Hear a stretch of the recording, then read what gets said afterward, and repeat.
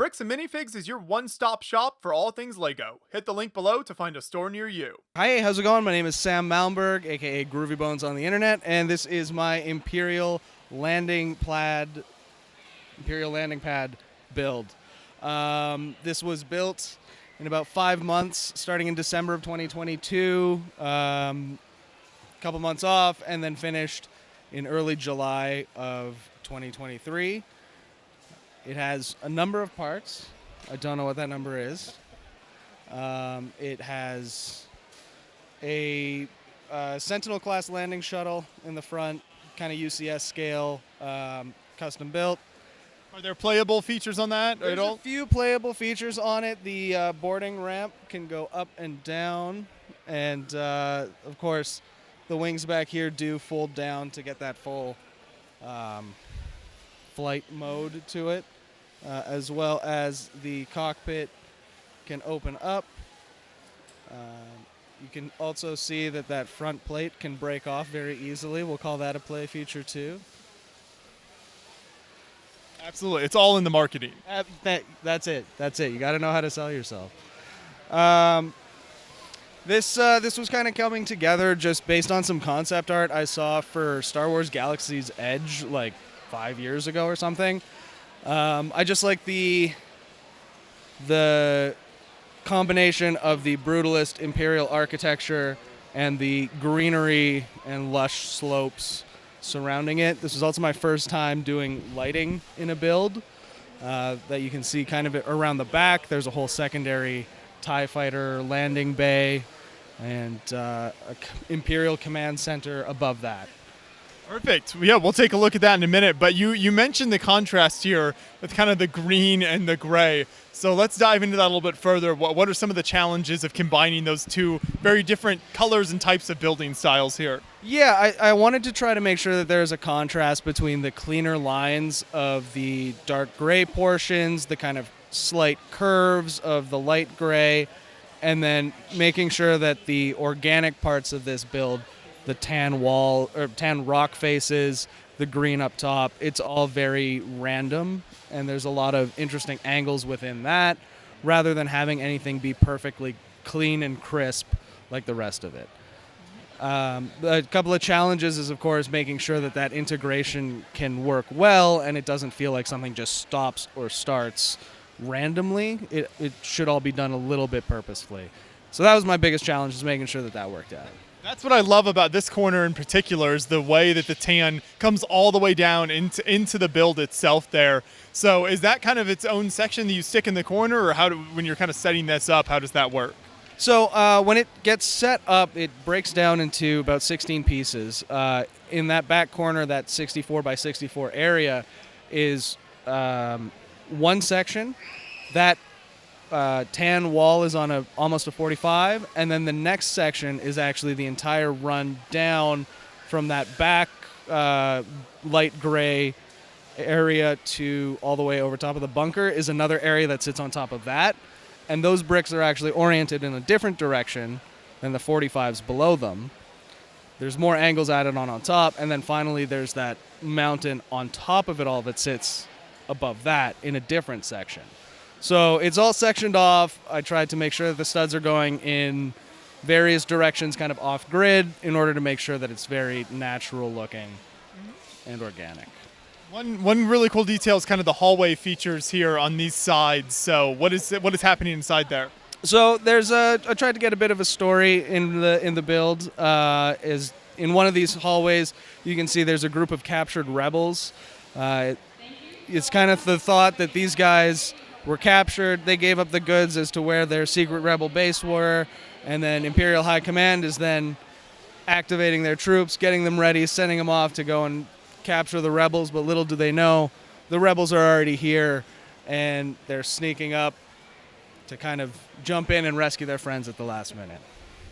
And that does take us to more of the jungle almost portion on top. So take us through some of the build elements up there, both the natural and man-made parts of that build. Yeah, so obviously it's Star Wars inspired. There's a lot of Star Wars themed kind of architecture. There's the little bunker, there's the little speeder bikes, the turrets, the radar dish up top. And Star Wars has this wonderful earthy-like quality to it where everything is alien, but everything's so familiar. So I wanted to really bring that out in the trees of this build. Everything is made with whip elements, dinosaur tail elements, and strange angles for the roots. And they're in black, which is interesting. It very much reads as a tree, but it does not read as a earth tree, which is kind of the fine line I was trying to run with it all. And what types of pieces did you use to get all those cool shapes and everything? How are those very strong structurally? It looks like they could be falling apart kind of easily. They're all quite delicate. The dinosaur tails and the whips and everything are just kind of strung together. There's also a lot of like axle and bar connections that run through it all that are very, very prone to turning. And every time that it all gets reassembled, the very bottom piece is on one of the larger dinosaur tails, you know that tree can just rotate to either side at any second. So they're a bit finicky to set up, but those are the elements for the trees themselves. And then obviously the three-leaf element is everywhere in this. It's a wonderful light green color and kind of contrasts with the sand green ground as well. And then the regular green in the middle to kind of tie it both in the middle there. No, it looks fantastic. And you also mentioned the Brutalist architecture earlier, so talk about the design elements there and how you kind of add some details and some variation to what otherwise would just be kind of a big gray box here. Yeah, so a wise man once told me that the key to good sci-fi architecture is repetition. And there's a lot of repetitive patterned forms in the walls, though those patterns can kind of change from section to section. So there's that kind of I-beam type thing with the 45 slopes around the entire perimeter of the landing pad. So you have that repetition, and then you have the greebly details below it to maintain a bit of a visual interest. I also tried to add as many of these sci-fi greebles, like above the bunkered door. There's a section that is kind of built in to the build, and it looks like there's more tubing and more piping behind it when there really isn't.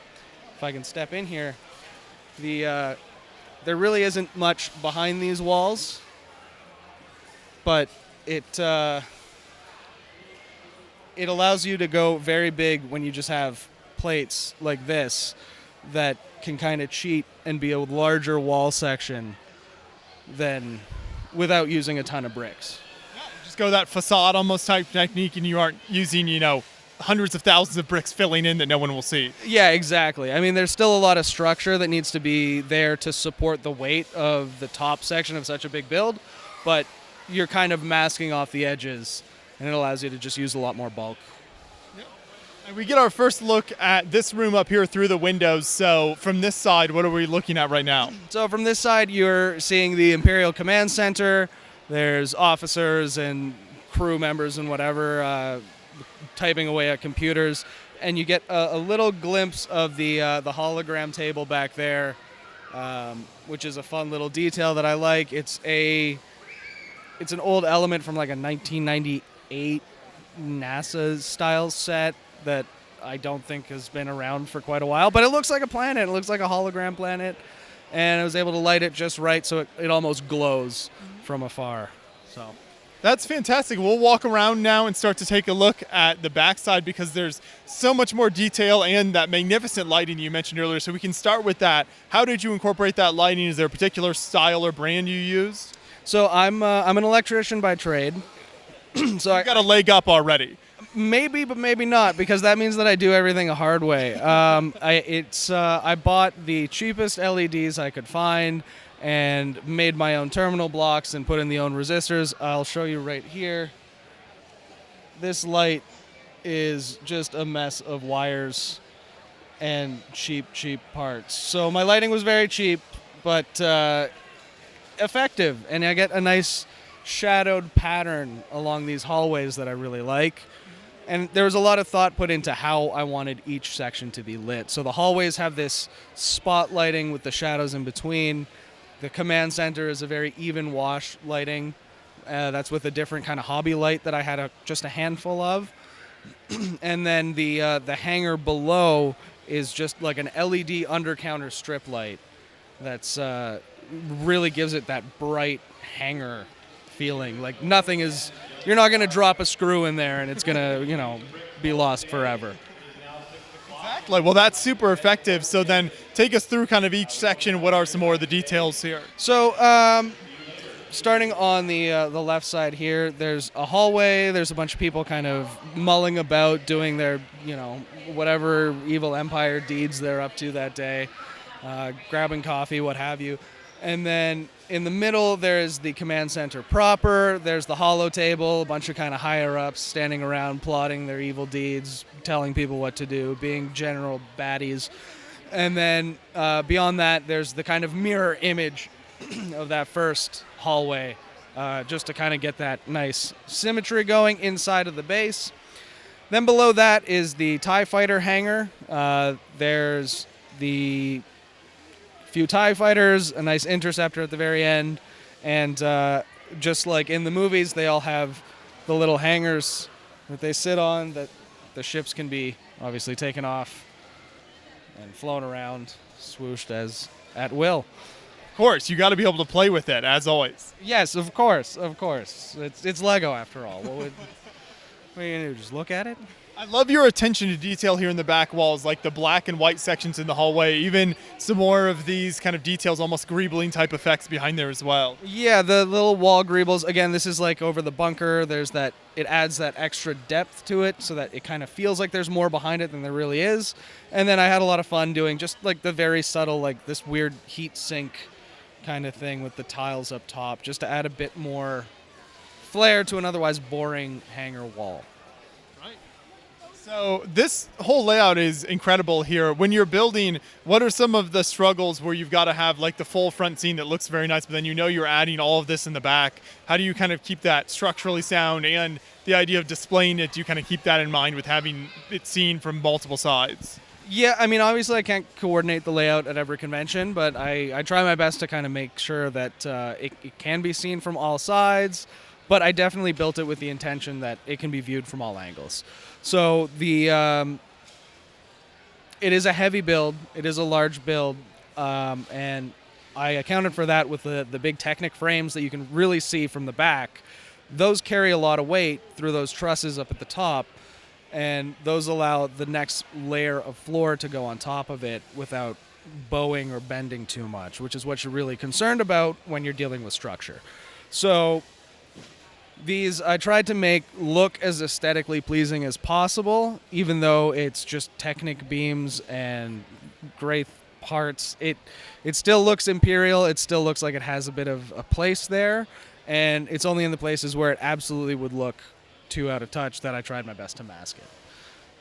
I think it turned out really nicely. I know you're also active on Instagram as well, so what types of stuff do you post over there? Can people see more of your builds online? Absolutely. You can see a lot more of my builds on my Instagram account, Groovy Bones. I'm also on Flickr, if anybody else still is. There's 2 or 3 people, I think. Yeah, there's a whole handful of us left on Flickr.